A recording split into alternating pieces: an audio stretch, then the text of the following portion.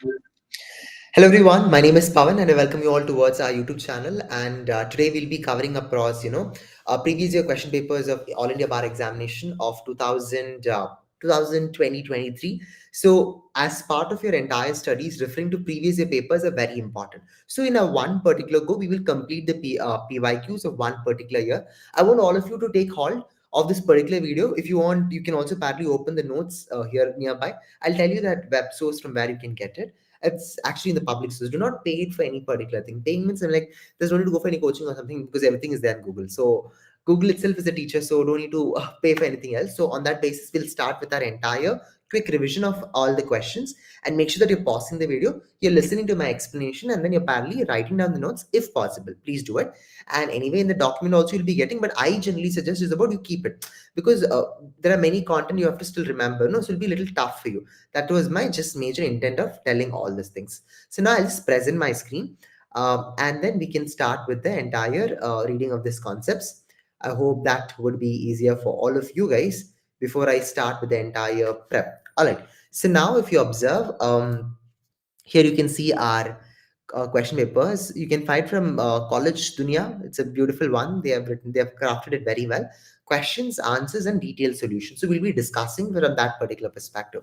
The concept of freedom of trade and commerce mentioned in the Indian Constitution is motivated from the experience of the following country. So the concept of freedom of trade and commerce mentioned in the Indian Constitution is mentioned from experience of the following countries. So the concept is it America, Australia, Ireland, and United Kingdoms. So remember always, never forget, Australia is the one which we got the concept of freedom of trade and commerce being mentioned over there. Okay, so that is the inspiration from there. Our constitutional makers were able to get it. So from the country of Australia.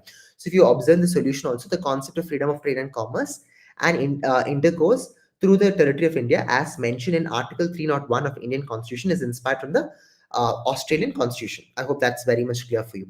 Which of the following writ is issued to enforce the performance of public duty by the authority?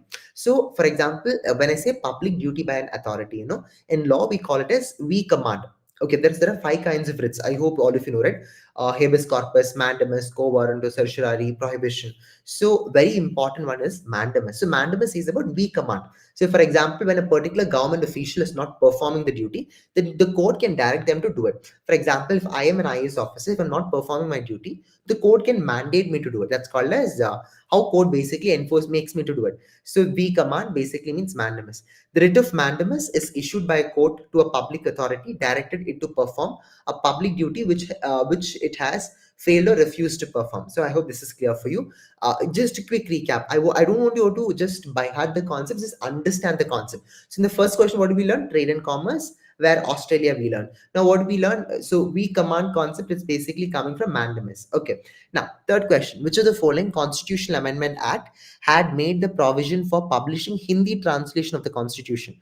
Okay, so which constitutional amendment basically said about Hindi translation of the Constitution? What do you mean by the Hindi translation for the entire Constitution? Okay, so it was in the 58th Amendment Act of 1987, made provision for an authority text of the Constitution in Hindi language and permitted its translation. So remember, it is 58th Amendment Act of 1987. Just put this in your subconscious brain that next time, whenever you read this question, it should be like 58th Amendment Act. Okay, so certain things, even though Barat is there in your hand, you cannot figure out the answer. So you should be knowing pin to pin answers for it.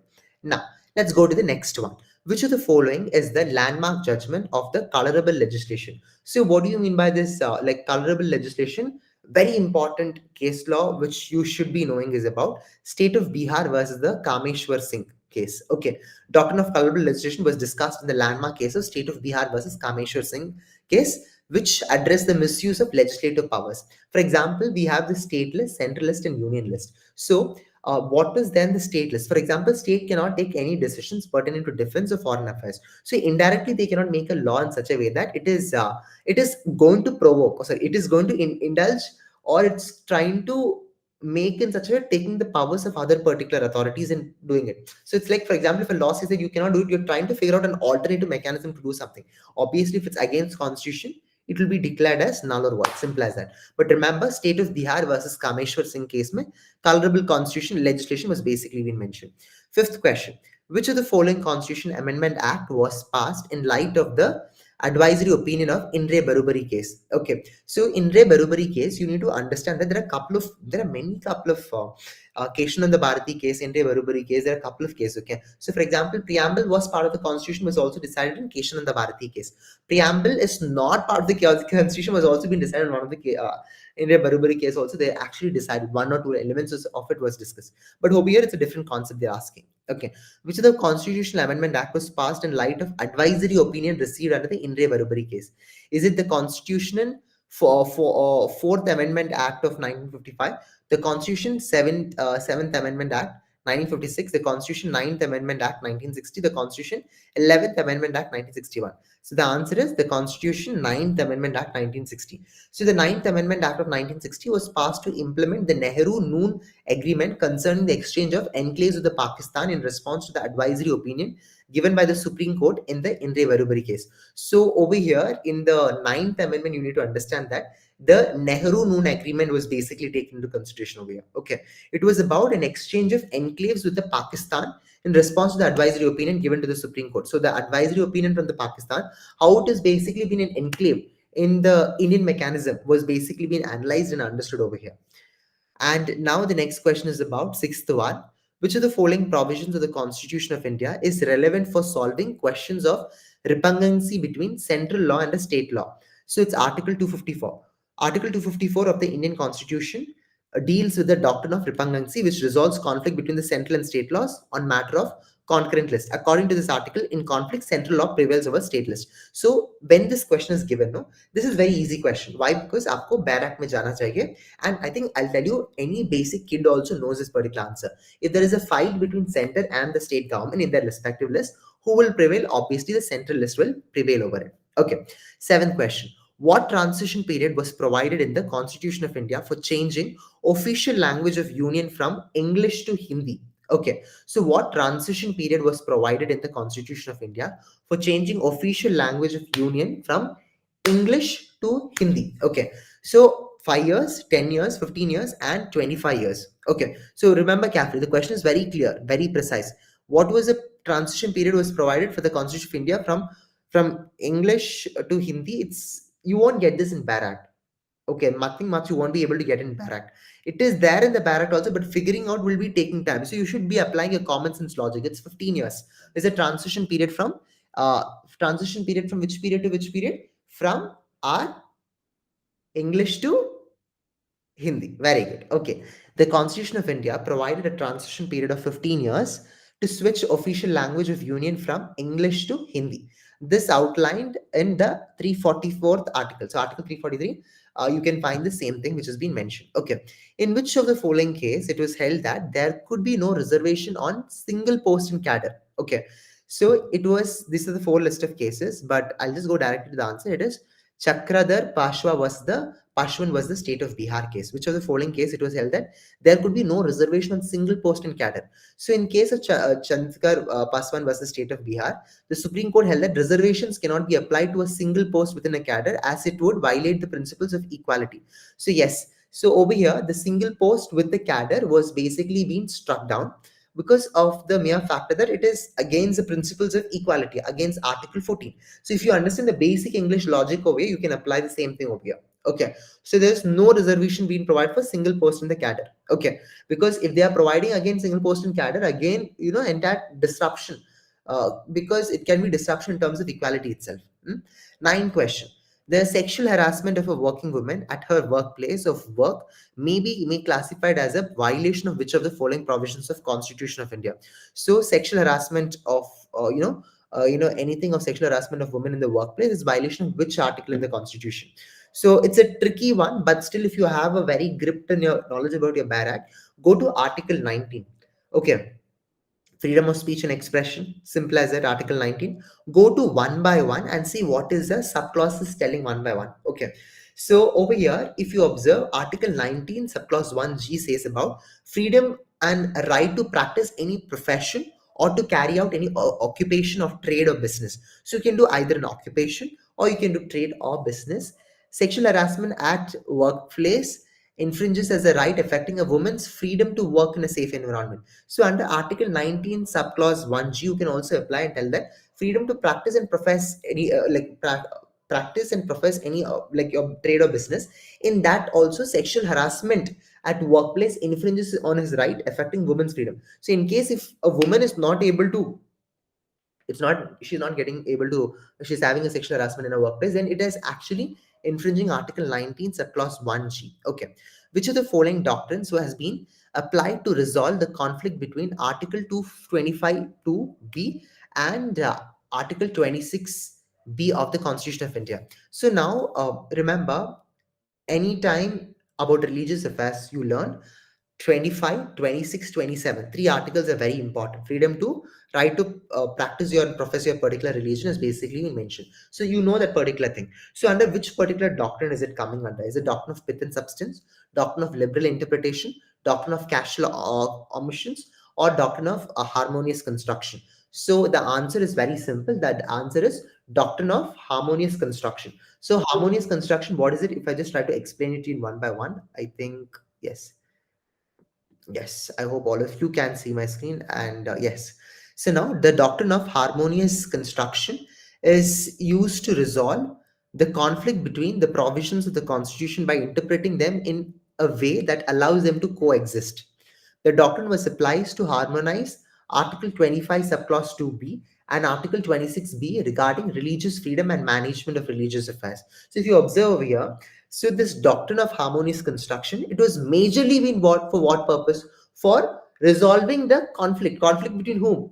Conflict between the different provisions of the constitution. So sometimes the constitution ka jo bhi like jo bhi articles you're trying to read, there's some kind of conflict can happen. So in order to resolve it, they bought this doctrine of harmonious construction. Remember, okay. So by interpreting them in a way that allows them to coexist, this doctrine was applied to harmonize the Article 25 subclause 2B and 26B regarding the religious and freedom management. So whenever there's any kind of conflict between the articles or this one, we apply the doctrine of harmonious construction.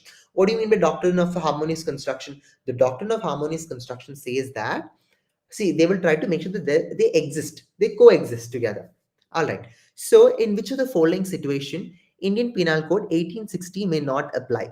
Okay, 1860 will not apply. Let's go to the options. Okay, an offense committed by Indians outside India, and offenses committed by any person or any ship registered in India, any person committed offenses targeting computer resources located in any country.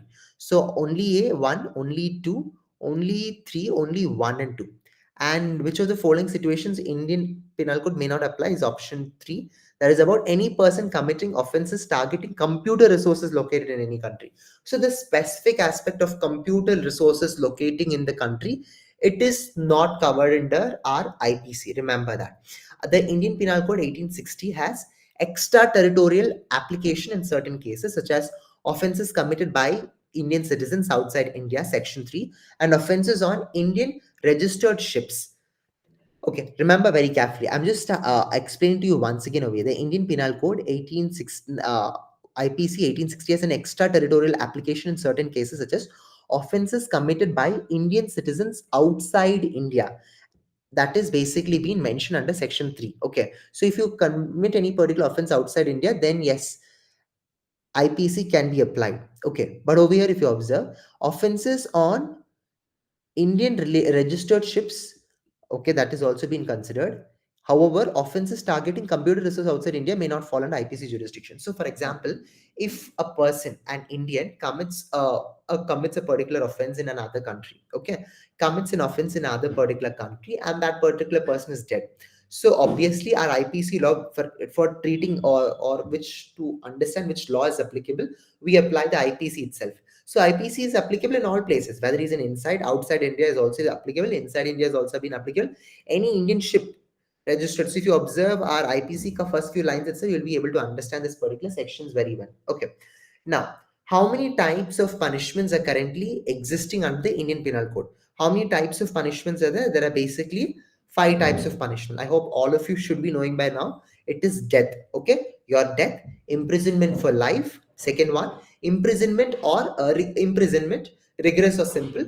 Fourth is about forfeiture of property and fine. So 5 things: death, imprisonment for life, imprisonment for religious or simple thing, forfeiture of property, and fine. Five things.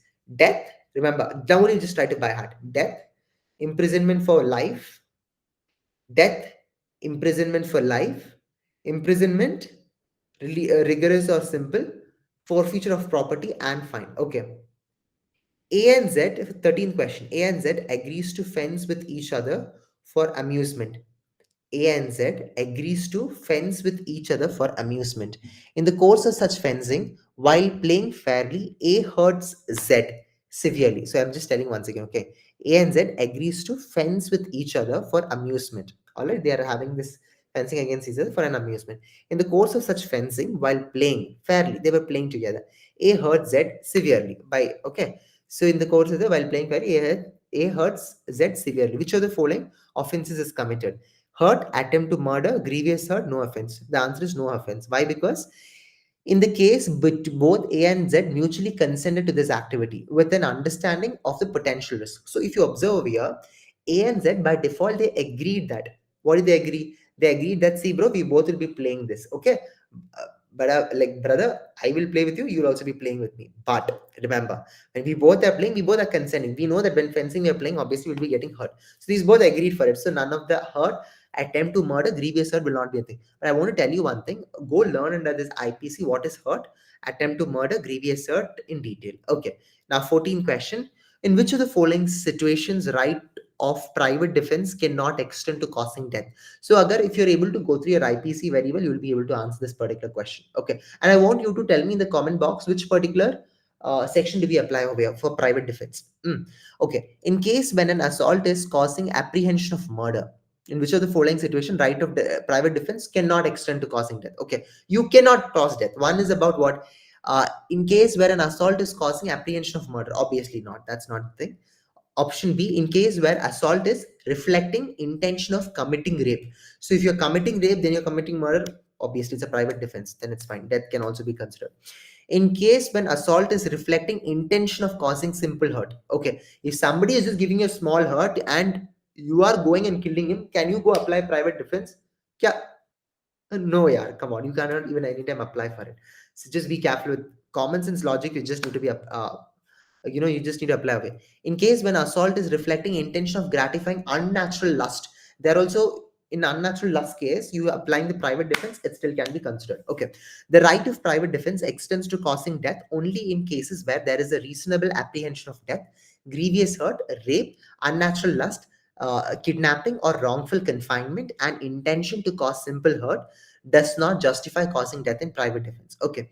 15th question was about for which of the following section of the Indian Penal Code 1860 the word benefit does not include under pecuniary benefits. What do you mean by benefit? Under this pecuniary benefits of IPC 1860. Okay, so that comes in a which section? It comes in a section 89. Huh. So what do you mean by section 89? Section 89 of the IPC pertains to act done in good faith for the benefit of persons under 12 years or unsound mind without pecuniary benefit. The term benefit here refers to the well-being, not financial gain. Okay. So now, in which of the following section of the Indian Penal Code, the word benefit does not include pecuniary benefits? So it is section 89. So pecuniary benefits, what one simple answer is about, just go to your barrack and just check into all the sections of 89, 155, 156, 370. You'll get a proper clarity, or just you will be getting it. So 16th question, X intentionally pulls up a woman veil without her consent, intending to annoy her as per the Indian Penal Code 1860. Which one of the following offenses has he committed? Is it hurt, criminal force, assault, or grievous hurt? The answer is criminal force. Okay, very simple. This is a very common sense logic question. Okay, because here the woman is basically being veiled out over here. So that is like a criminal force. He's not hurting, or there's no kind of assault or grievous hurt. 17th question. What punishment is prescribed under the IPC for a person who maims any minor in order that such minor may be used for the purpose of begging? So what is the imprisonment time period for it? So imprisonment time period, see, that's the reason I want to tell you, IPC as well as the new laws, you should be having proper knowledge. Imprisonment ka jo bhi sections you're learning, it comes under section, imprisonment comes under section 363 a ka clause of IPC. You just need to go through that, learn the categories of imprisonment under the IPC, so it'll be easy for you to tackle it. Okay, now X threatens to publish a defamatory libel libel concerning Y unless Y gives him money. Which of the following punishment may be given to X for the act of committing him for the sin? So, is it 2 years, 3 years, 5 years, 7 years? The answer is simple. It's 3 years. So, remember that here, what I wanted to learn is about learn what and which section comes under defamation. Pehla thing. Second thing, which section to which section? 503 and 506 of IPC. You just need to know very properly. Which of the following sentence is an assistant session judge authorized to pass as per the code of Criminal Procedure Code 1973? Okay. So assistant session judge. So Amara CRPC may, if you observe the just initial beginning sections itself, will be able to find it out. You know who has what powers. Session judge, JMFC, session codes, what and all, they have the powers, everything is basically been given. So over here, if you observe the sentence of death, sentence of imprisonment for life, sentence of imprisonment for a term not exceeding 10 years, or this one for a 10 years. Okay, the answer is sentence of imprisonment for a term not exceeding 10 years. So if you observe every explanation, it says that can impose a sentence of imprisonment for a term of not exceeding 10 years. So that is it. You just need to know what is the, just make a table today itself and just see what has what particular powers. So if you're able to do that and parallelly check, no, it'll be like more than easy. This will be like, it's like a kid game for you. Now, 20th question. A person arrested by a private person for committing a non-bailable and cognizable offense shall be rearrested by a police officer if such person comes under the following provisions of the Code of Criminal Procedure. So you need to know about who can basically arrest under CRPC. Clearly go to the section 41. You will be able to see the rights of an arrested, what, sorry, not the, like, who can basically arrest. Everything is basically been mentioned clearly in our CRPC. So just go through that. You will get complete little more idea regarding it. 21st question is what? Under which of the following situation a wife is not entitled for the maintenance under section 125 of the Code of Criminal Procedure? Okay. So yeah, so which of the following situations a wife is not entitled for the maintenance under section 125 of the Code of Criminal Procedure? So under what particular section? One is about husband presumes that wife is living in adultery. Voluntarily, wife refuses to live with the husband. The wife living separately as husband keeps a mistress. Wife is forcefully removed from the house. Under which of the following situation wife is not entitled to receive the maintenance? Okay, the answer is option B. The wife refuses to live with the husband. So voluntarily, when wife refuses to live with the husband, so then she's not entitled for such kind of maintenance system. Okay. So under section 125 of the code of CRPC, a wife is not entitled to maintenance if she voluntarily refuses to live with her husband without sufficient reason. So if you're not telling sufficient reason, then you're okay, don't want to live with my husband. Then husband also should be paying you no better work, obviously. So yeah, makes sense. Then this is the particular answer. 22nd question is about which of the following procedure is dealt under section 164A of the Code of Criminal Procedure 1973. Okay, so just go to very simple. Go to our CRPC section 164A. If you go through, you'll be able to find a list of options. So which of the following is dealt under section 164? So medical examination of victim of rape. Is it attendance of witness of police officer and recording of confession statement or recording of first information report? The answer is the option A, the medical examination of the victim of rape. That is the simple thing. Okay. Now, 23rd question is what? Which of the following is correct with respect to diary of proceedings in investigation as per the Code of Criminal Procedure 1973? So now there are four couple of options given. The first one being the statement of witness recorded during the investigation shall be inserted in the diary. Point number two, the diary shall be duly paginated. The diary must be used as evidence, can be used by the police officer to refresh the memory. So now if you observe option C says that the diary must be used as an evidence. So which of the following is incorrect with respect to the diary of the proceedings in investigation? So the diary cannot be considered like an evidence for everything. They just note it down. That's it. So you cannot tell that that itself is mere form of every form of an evidence. Okay, that's why I just mentioned over here. The investigation diary is meant for internal use of police and cannot be used as a primary evidences in court.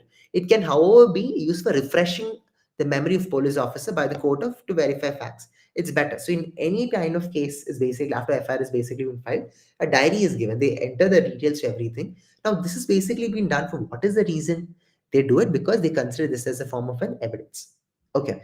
Now, what do you mean by the 24th question? In which of the following cases manner of committing offense is not required to be mentioned in the charge as per the Code of Criminal Procedure 1973? There are four options being given. Okay. So A is accused of the theft of a certain article at a certain time and place. A is accused of cheating B at a given time and place. A is accused of disobeying a direction of the law with intent to be from punishment. A is accused of giving false evidence is given time and place. If you observe, in which of the following case manner of committing offense is not required to be mentioned in the charge as per the Code of Criminal Procedure 1973? So here there are four options being given, and the answer is A is accused of the theft of certain articles of a certain time and place. So if that is the correct answer, then please do click it. Why? Because it's very clearly mentioned that for the offense of theft, it is sufficient to specify the time, place, and articles involved without detailing the manner in which the theft was committed. In contrast, certain other offenses such as cheating or disobedience may require specific details. So if you observe the factors in all theft, no, what they basically consider is about one is of time, then they consider of place, and then the articles involved. These are only three things basically majorly considered. So in which of the following case manner of committing offense is not required to be mentioned in the charge as per the Code of Criminal Procedure Code? Is it the first one? A is accused of theft of certain article at time and place. A is accused of cheating B at a time and given this one. So it's very clearly clear that it's option A. Okay. Which of the following offenses may be tried summarily as per the CRPC 1973? Okay. Offenses against Section 454 of IPC, offenses against 504 of IPC, offenses punishable with imprisonment for a term not exceeding 2 years, offenses punishable with life imprisonment.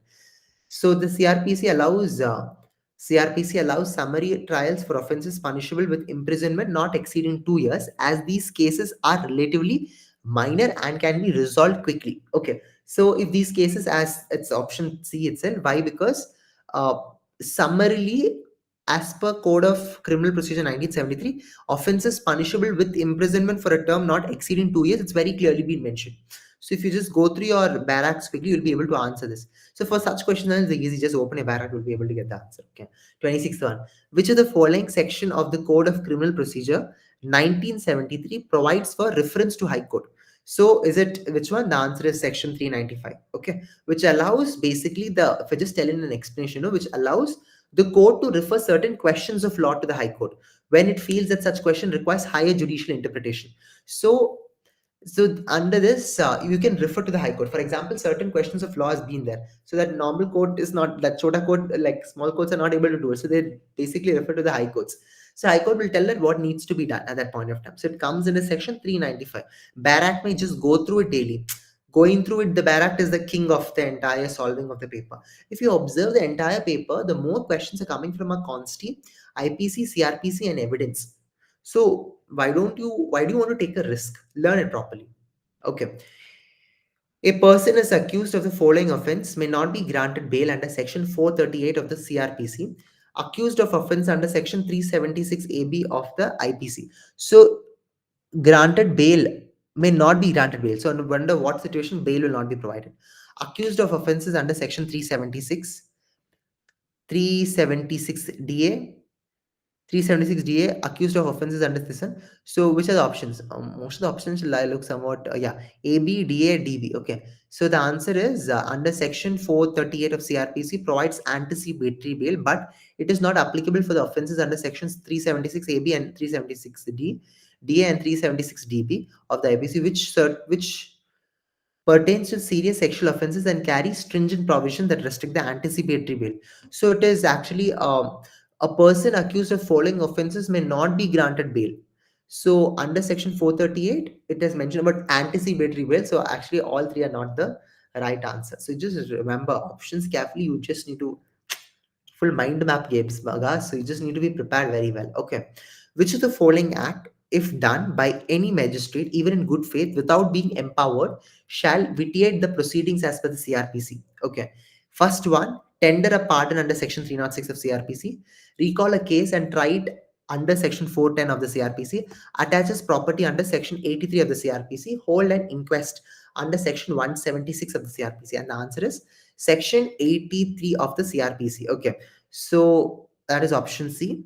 So here they said that A magistrate must duly be empowered to attach property under sections 83. If a magistrate without proper authority perform its action even in good faith, it will mitigate the proceedings. So in section 83 clearly as mentioned and defined that how and who it can basically take place and perform the duty. So remember carefully about section 83, proper knowledge hona hi hoga, no mishappenings in that. So, which of the following is material for deciding the jurisdiction of the civil courts in light of the Code of Civil Procedure 1908? So, avertments made in written statement, both A and B, neither A and B. Okay. So, option is A, avertments made in plain. So, jurisdiction of a civil court is determined by the avertments made in the plain at the time of filling. The court looks at the statement and claims in the plain to decide its jurisdiction, not the contents of the written statement. So it's very simple. Okay, I hope all of you, any jujube law person can understand this. The jurisdiction of the civil court is determined by the avertments made in the plaint at the time of filing. So the civil court basically sees all that which you give as a plaint. That is the primary source into it. So they look every aspects detailed one by one on what is given in the plaint. Okay. At statements, so the court will also be parallelly looking in the statement and claim in the plain to decide its jurisdiction, not the contents of the written statement. So they will first to learn the written and that avertment itself. The statements are analyzed properly to understand the merits of this particular case. 30. Which of the following cannot be considered as the suit of civil nature for section 9 of the Code of Civil Procedure? Okay. Cannot be considered as suit of civil nature, section 9 of CPC. Option A is suit for recovery of voluntary payment of offering. Option B, suit for right of franchise. Option C, suit of specific relief, and suit for related to right of worship. The answer is section 9 of CPC allows civil courts to entertain suit of civil nature. However, suits for recovery of voluntary payments or offering do not qualify as civil nature suit as they do not pertain to enforcing the private rights. So if you observe the Bar Act very carefully, if you learn it, it will be like an easier one. Okay. So that's all guys for today. 1 to 30 is what I want to complete. So next video, we'll just go to the next pair and we'll be learning. So just I don't want to exceed the video and make you very much bored or something. I hope at least some kind of glance you got. Uh, some kind of glance you just got. So that's very much important. So keep that thing in the mind and start preparing very well for your upcoming exam. All the best to prepare very well. I hope you understood the questions a little tricky, but provided which along with Barak, you should be knowing where things are. If you know it, then you can win the race. Okay, so wish you all the best. Good luck. This is me, Pawan, signing off, and do let me know in the comments what you really want and help and support. I'll be happy to connect you.